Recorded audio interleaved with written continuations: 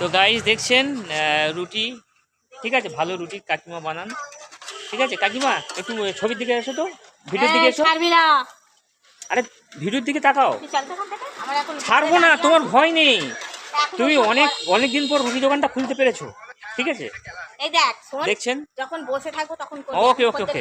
তো গাইস দেখছেন, দেখালাম অ্যাকচুয়াল ডায়মন্ড হারবার বুকে দেখুন বহু মানুষ নিগ্রহ হয়েছে, তাদের উপর অত্যাচার হয়েছে, দোকান ভাঙচুর হয়েছে।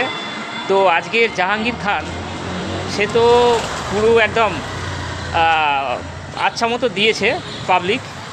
শুধু তাই নয়, রাজ্য কমিশন ওর ওপর কড়া নিরাপত্তা রেখেছে, এবং যাতে পুনরায় সাধারণ মানুষের উপর অত্যাচার, মারধর, খুন জখম যাতে না করতে পারে তার জন্য স্পেশাল সিকিউরিটি দেওয়া হয়েছে।